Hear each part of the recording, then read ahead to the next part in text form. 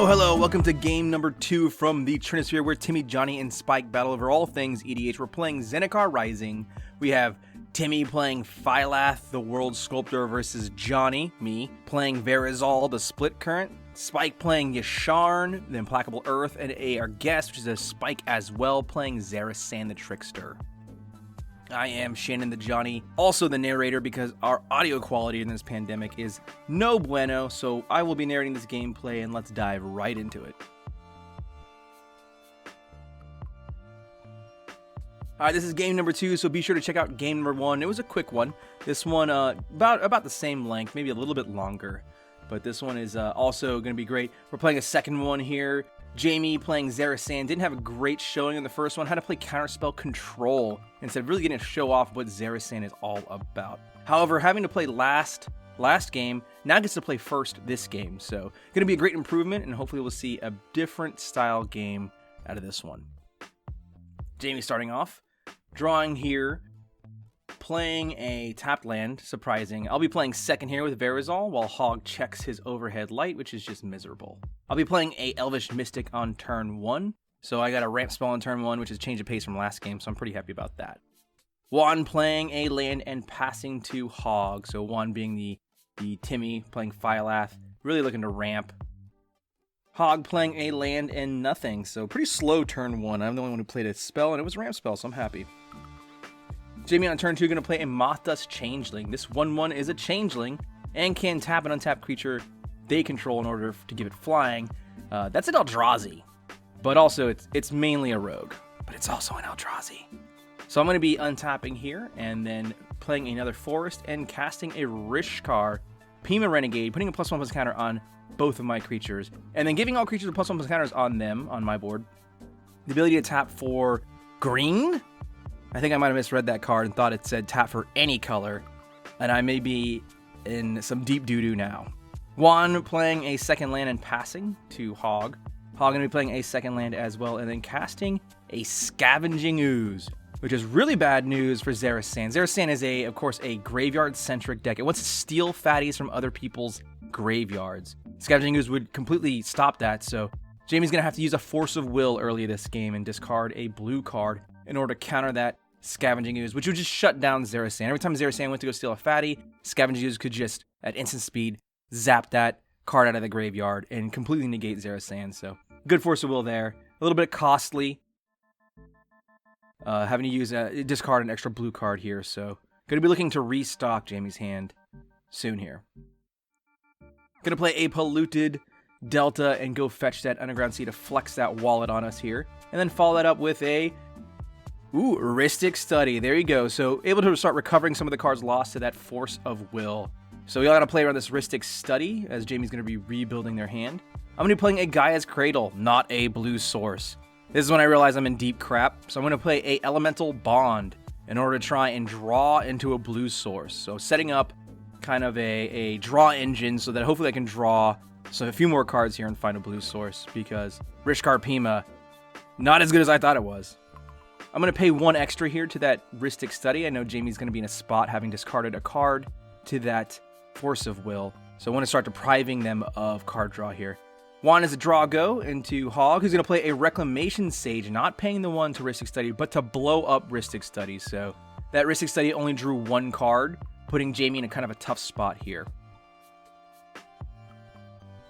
However, Zareth San does use other people's graveyards for card advantage, so if Jamie can get Zareth San down, can start to recover pretty well here. Playing the 4th land, Zareth San costs 5, so going to go ahead and cast some other stuff this turn. It's going to be a Cover of Darkness, a 2-mana enchantment that says choose a creature type. Jamie's going to choose Rogues. Creatures of the chosen type have fear, so they have basically Intimidate Black. They cannot be blocked except by artifact and black creatures. Going to pass to me. I'm going to untap. Still not a green source or a blue source, so I'm in deep crap here. I really got to cast a creature just to trigger this Elemental Bond and hopefully draw a blue source. So I'm going to kick this Untamed Kavu. It's a 2-mana 2/2. Vigilant Trampler. Comes with 3 counters. However, Juan's going to see that I am really in a bad spot here and naturalize my Elemental Bond, basically knocking me out of this game. That Elemental Bond can't draw me any more extra cards, so I'm going to have to whip in my top deck to find an island this game. So at this point, I'm pretty sure I'm dead this game, so I'm going to go ahead and, for fun, just suicide swing at the Timmy player for the rest of the game and see how much damage I can do before they kill me. So I'm going to swing 2 at Juan here. Juan's going to cast Circuitous Route, pretty good here, going from 4 to 6 lands. Going to be able to cast Phylath next turn. Onto Hog, going to cast a Lifecraster's Bestiary, so a pretty good draw engine. And then go to combat and swing with this Reclamation Sage at Jamie. Does not want to get involved in what's going on our side of the board. Alright, so Jamie is going to be untapping. Still 1 mana short for this Zareth San, preferable Zareth San play. It would play that land, so now has Zareth San mana. So you can expect a pass here, because of course Zareth San has flash, so no reason to do that at sorcery speed, especially in a blue deck when you have the ability to counter and whatnot as well. So I draw another card. It is a land, but it cannot produce blue. It's a Throne of Makindi. It can sort of produce blue, but it can only be used on that blue can only be used on kicker spells. So not going to be able to cast my Verazol. So my deck is completely gimped at this point. So for fun, I'm going to swing. I'm going to keep my strategy of just suicide attacking the Timmy. So I'm going to swing at them with the Kavu Titan as well as the Rishkar Pima Renegade. But when Juan clears no blocks, Jamie's going to cast a War of Invention X=2. So searching their library for a artifact that costs 2 or less. That's going to be a Mind Crank coming into play. So now when Jamie's opponents take damage, they mill that many cards. So while Juan's going to be taking a chunk of damage here, I believe it's, 8, is going to be milling 8 as well. My second main is going to be a Pure Imaginative Rascal, and then I'll be passing after that. I also roll up my Throne of Makindi, even though it can't cast Verazol, so I'm kind of screwed. Juan's going to cast Phylath World Sculptor. Meanwhile, my Pure is going to allow me to go fetch up that Toothy, which is uncastable. But hey, get a card out of the deck, right? Thinning. Herder. All right, here comes a bunch of 0/1 plants from that Phylath. And then, of course, Juan, post Phylath, plays a land to add 4 +1/+1 counters, building up a bit of a board state here. So even though Juan managed to do nothing for the first 4 turns, is still far ahead because of those 4 mana put 2 land into play ramp spells are pretty strong. So Lifecaster's BC are going to be able to bottom a card here, so starting to pay itself off, scrying one at the bottom, putting a dead draw on the bottom of the deck. So pretty good so far. Let's see how it pans out as we go forward. Hog's going to pay 5 for a Yasharn Implacable Earth. That's 1 extra so that he can draw a card off of Lifecaster's Bestiary. And of course, the Yasharn is going to allow him to get a Plains and a Forest basic to hand. So kind of drawing 3 cards there, as well as preventing us from paying life or sacking non-land permanents to spells and abilities. Back to Jamie. Jamie probably would have preferred to have Zareth San in play, but the setting up somebody's graveyard with juicy, fat targets using that Mind Crank play was really good too. So I'm going to expect again, yep, there we go, a draw go here as well. Just waiting to cast Zareth San. Back to me. There's a bit of some blockers in my way, and but I'm going to keep poking the bear here. I'm going to swing this 5/5 into Juan. Juan has a 4/5 and a commander. Going to choose to kill the commander here, which I kind of wanted that, so I know for a fact that he will not be able to play a land to pump that 4/5 into an 8/9. Has to use that land before casting Phylath to have enough mana to cast Phylath. So I follow that up with a Kavu Titan. It's basically a worse untamed Kavu, but almost the same. It doesn't have vigilance. But it comes in as a 5/5 once it's kicked. But Pure pushes it up to a 6/6, gives it an additional +1/+1 counter. So now I have a 6/6 Trampler versus what will be a 5/5 Phylath and a 4/5 Plant. And then another wave of 0/1s. So I would expect on my next attack that Juan is just going to put a bunch of 0/1s in front of it. So yep, here we go. He did not have enough mana to do a post Phylath land drop. He had to use that land to put into play to forward Phylath. So still quite a large number of upside down magic cards on that board. Gonna swing that 4/5 at Hog just for fun, because Hog will not block a 4/5 ever, probably, unless he's at 3 or 4 life. And let's see, that's gonna be another bottom for the Lifecaster's Bestiary. So passively have given like a solid crystal ball effect. Starting to really pay itself off. Drawing a card and scryed 2 dead cards at the bottom. Gonna play a Mentor of the Meek, drawing a card. And then pass the turn here. Here it comes. So end step of Hog's turn. Gonna cast a Zareth San the Trickster. Putting that into play. 4/4. And when it connects to a player, gets to steal a creature from that player's graveyard into play under Jamie's control. Jamie, before going to combat, is going to put into play Rock number 1, Arcane Signet. A little late to the game, and that's kind of bad for Jamie to be playing rocks here. Jamie's down a card from the Force of Will, and only managed to draw 1 card for Rhystic Study. But, however, is going to swing for 5, unblockable because of Cover of Darkness, at Juan. So able to generate card advantage by stealing creatures from Juan's graveyard. Mindcrank's going to make Juan mill 5 before Zareth San triggers, so even more juicy targets to choose from. And I think the target here is going to be the big fatty Primeval Protector. This 10/10 says when I come into the battlefield, put a +1/+1 counter on each other creature you control. So Jamie's going to get a 10/10 and 2 +1/+1 counters placed on one on each of their creatures. Pretty good steal there. I finally drew a blue source. Yay! So I'm going to cast Verazol here. Basically going to pump a lot of mana into it. Just make myself an 8/8. Finally getting set up to be able to use these blue spells in my hand and use kicker spells and them not being terrible. For fun though, one last time I'm going to poke at Juan with a 6/6 Trampler. I expect him to just put a bunch of 0/1s in front of it, but he does not, which is probably not a good sign for me.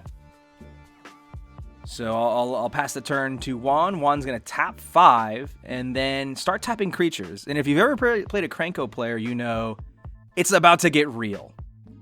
Going to tap all of his tokens to cast this spell, and I realize, oh god, I am super duper dead. I asked for it. I suicide attacked him.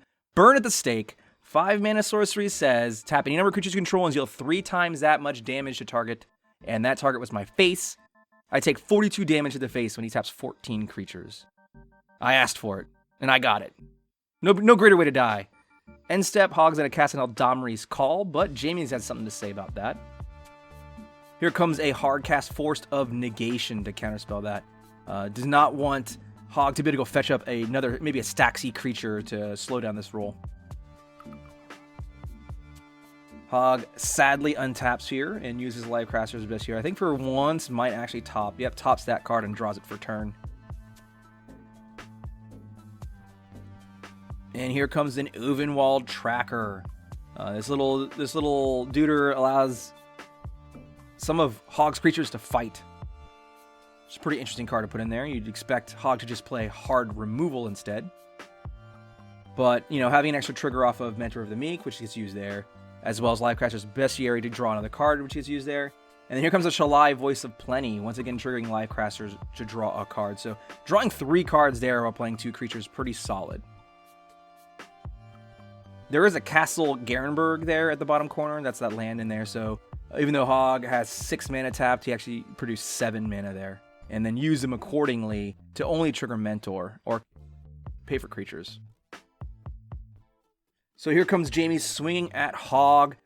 Mentions that while Jamie does have the Primeval Protector, doesn't want to kill Juan, doesn't want to lose that 10/10. So it's going to change targets a little bit here and attack Hog with a 5 unblockable damage. Actually, it's 7 unblockable damage now with those +1/+1 counters. Gonna find an Elder Gargaroth from Hog's deck. Finding this amazing green creature. This 5 mana 6/6 with Vigilance, Reach, and Trample has a ton of awesome abilities, including drawing cards, gaining life, or making 3/3s whenever it attacks or blocks. Gonna follow that up with a Triton Shorestalker. So Jamie in a pretty good spot, stealing valuable targets. However, a little bit waning on whom to kill. Because, of course, as soon as Jamie kills Juan, loses a 10/10. Or if Jamie kills Hog, loses an Elder Gargaroth. Juan looks like he's running out of steam here. He's going to play a Nissa Voice of Zendikar. So this one rolls up to make plant tokens, which he's going to do. It also rolls down to put +1/+1 counters on all creatures, which is pretty sweet for his deck. But I do think he said he's angling for the ult, so he's going to try and ult at this game. On Hog's turn, going to use Livecrafters to bottom that top deck. Doing great work filtering out dead draws. So Hog is just drawing pure gasoline for the majority of this game. Extra cards being drawn from triggers, Live Crashers filtering out bad ones. Here comes a Orin Frostfang, 5 mana 2/6. Attacking creatures he controls have Death Touch, and whenever they damage a player, he draws a card. This may be a signal that we may have to revoke his Spike title for this game, though, because his deck is starting to look like kind of like a mid-rangey Selesnya value deck, as opposed to a Hatebears style deck. I think it's bear only in the fact that a lot of his creatures have 2 power, so it can trigger Mentor. So maybe that's what we're going for here. Going to combat, going to be swinging with Shalai, Yasharn, and Reclamation Sage, all gaining Death Touch when they attack.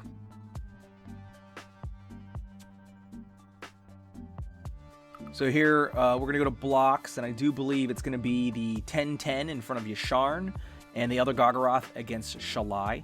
However, during blocks, Hog is going to activate Uvenwald Tracker to have Yasharn fight Zareth San. And because of Death Touch, will kill Zareth San, and Zareth San will kill Yasharn. So the 10-10 is going to survive, because nothing actually hit it with Death Touch. And then the Gargaroth will end up killing the Shalai and die to it as well. But we'll wrap that up in a couple steps here. We kind of missed that, but we get back around to it. On to Jamie's turn. Jamie's going to be playing a Mana Rock number 2, Dimir's Signet. So the spike's starting to... Oh! Felbar Stone. So rock number 3. So what could possibly follow that? Oh, you know what? Rock number 4, Commander's Sphere. So that's a really bad sign for Jamie. Jamie's not been able to draw a whole lot of extra cards. Has been able to use some creatures from opponents' graveyards to their advantage, but really needs to draw probably some more gas here, or is going to be top decking pretty soon. Gotta pop that Commander's Sphere to go ahead and draw a card. So just cycle that bad boy. And pass the turn. Jamie signaling 1 card in hand. On to Juan. Juan's going to play a land and pump a creature and then make another 0/1. Interesting choice here. Maybe just trying to lay low here and let the 2 spikes punch each other to death is probably a good play.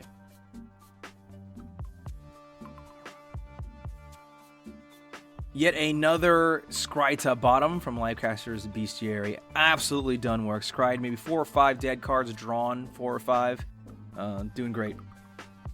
Here comes an Occam Adversary. It costs 2 less because an opponent has a green permanent, has Death Touch, and when it ETBs, draw a card. Oh, I'm sorry, when it deals combat damage, draw a card. But still going to draw off of the Mentor and the Lifecrafters.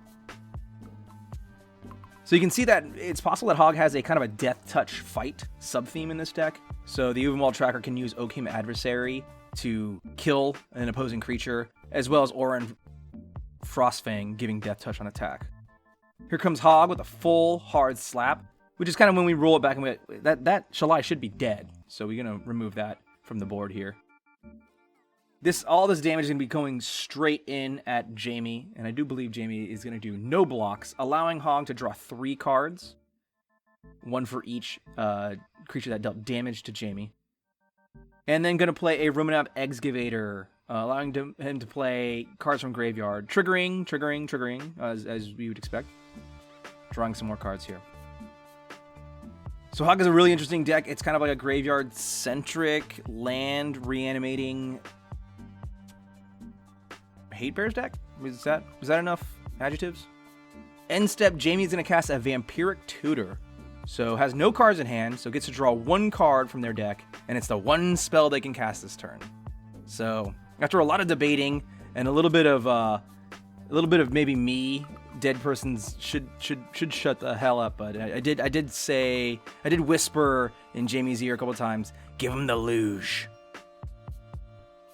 So Jamie puts that card on top of their deck and draws it for turn, and then starts tapping mana. 3 mana tapped. That's a good sign. Here it comes. Yes! It is the Toxic Deluge. Jamie's going to pay 6 life here to give all creatures -6/-6. This kills everything but the Primeval Protector, which was a 10-10, so now it's a 4/4 until on a turn. Going to attack Hog here for 4. Everything else is dead, so pretty sweet top deck. Jamie may have no cards in hand, but has a 10-10, so not terrible. And then, of course, the Mind Crank is going to mill Hog for 4 there. However, at the end step, Juan's going to play Gruel Charm at instant speed. One of the modes is gain control of all permanents you own. So Jamie went from having the 10-10 to not having the 10-10, having no cards in hand. That is tough. So Primeval Protector, under its rightful owner, going to go sideways, but it's going to go at Hog here for 10, which is probably the smart choice. Jimmy has 0 cards in hand. Hog has a full grip and the draw engines, and has been stacking his hand for quite a while. So taking 10 here, going down to 15. And then Juan is going to go ahead and pop out a plant, and then recast Commander.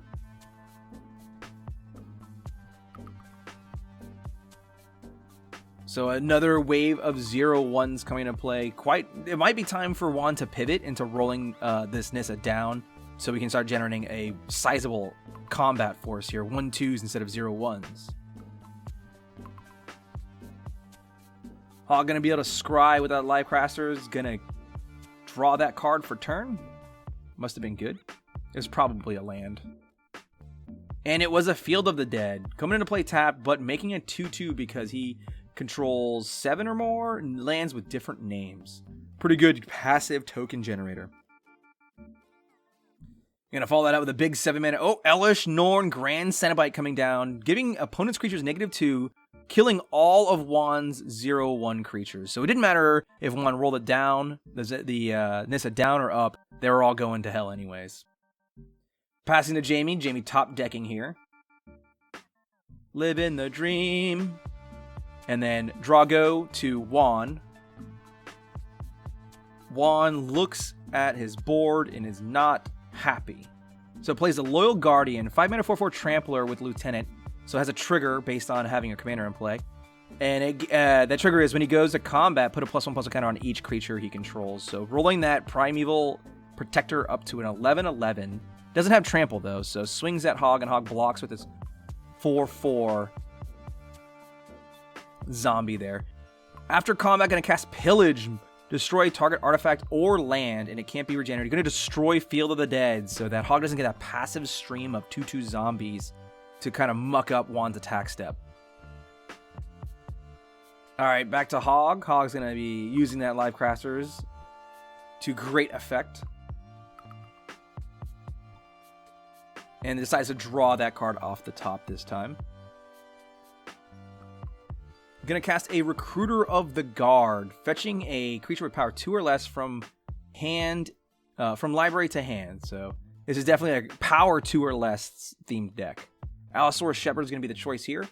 This one mana 1/1 says can't be countered, and your green spells can't be countered, and then has a nice activated ability, turning a bunch of your stuff into 5/5s. But instead is going to cast a Sun Titan here for 6 mana, allowing Hog to find a permanent with CMC 3 or less. It's going to be Field of the Dead from graveyard to play. So once again, recurring that Field of the Dead, putting it back into play, and making another 2/2. Setting up the ability to generate passive blockers. Going to go to combat and swing 4 at Jamie with that Elesh Norn, and then passing. Jamie does have a play here at end step. Going to flash in Zareth San the Trickster. It may only be a 2/2 here, but that's less relevant. What's relevant here is that it generates card advantage if it can make contact with opponent's domes. And that's really what Jamie's going to be looking to do here.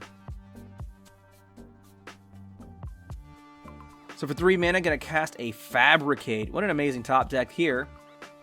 Going to go search up any artifact and put it in the hand. Going to be a Trepanation Blade. So this equipment, when equipped to a creature, when that creature attacks, the defending player must mill until they hit a land. And then the equipped creature gets a +1/+0 for every card milled. So filling up graveyards with more juicy Zareth San targets. You can see a lot of Jamie's design is that the milling happens before the Zareth San trigger hits the stack. So gets a lot of choices at the very last second. Going to be going at Juan, looking for another big, juicy, fat creature to put into play. Generating some creature advantage here.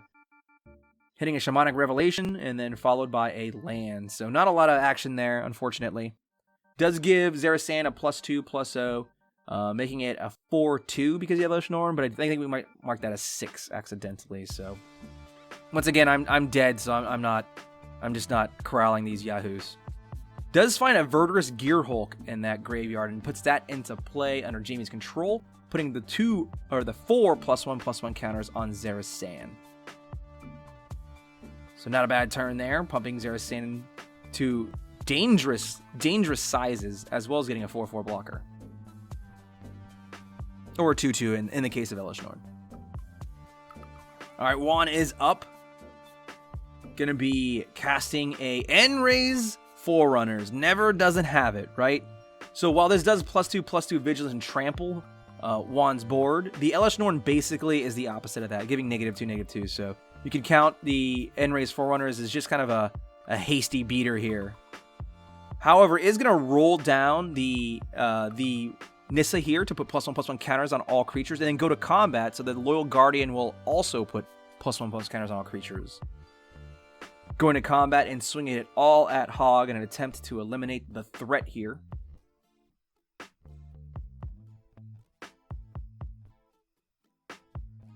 See, we went back and added 2 more life to Juan. He's at 12 instead of 10 because of Zareth San being neg-2'd.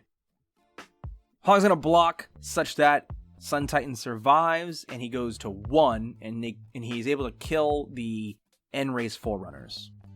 So if a Spike is really willing to go through the math there and figure out how that happened, we'll send you like a Spike pin or something, because I don't want to do that.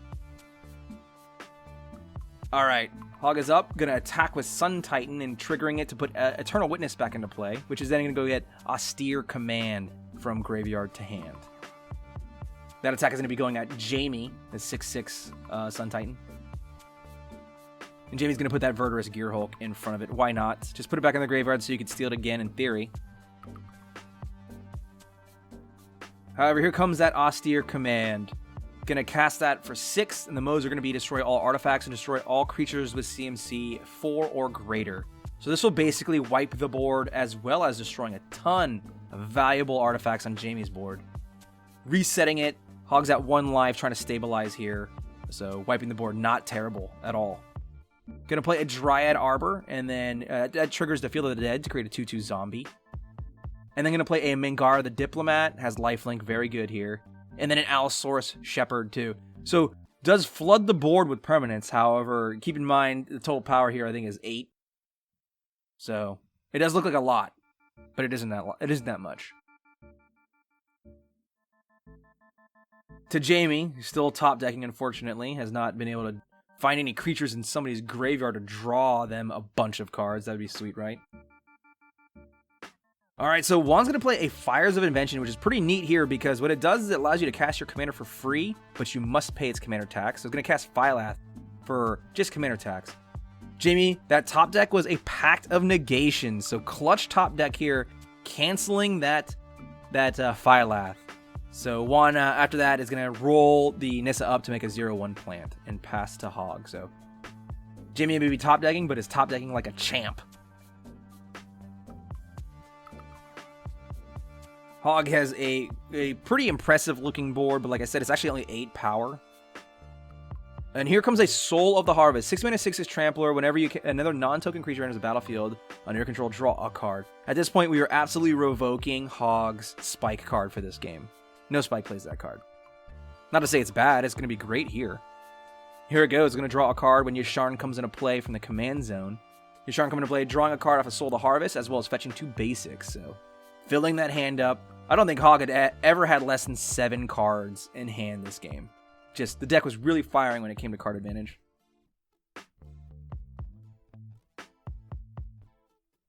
Going to combat here, and gonna swing that full power, the full might of the 8 power spread across 5 permanents of this Bears Value Timmy deck. Value Bears, Care Bears. All that's going at Juan. Juan's gonna do no blocks here, going to 4. To Jamie, Jamie's going to pay 5 for Pact of Negation to not lose a game, which is a pretty smart play. Going to pass to Juan after drawing a card. Can Jamie draw another sick card off the top? I do think Jamie did. But it's Juan's turn here. Fires of Invention's in play. Can cast Phylath for just the tax. Doesn't have to pay the CMC at all, just has to pay the tax. which at this point is like 8 mana. So this is like cast number 5 of Phylath. Phylath coming down, producing another wave of creatures. No counterspell this time, so gonna follow that up with a land drop to make one of these into a 4/5. And then I think the smart play here, which Juan does do, is going to roll this Nissa down to turn them to add a +1/+1 counter all creatures. So that's pretty much a wall that Hog is not going to be able to pass through this time to kill Juan here. It's a pretty solid wall.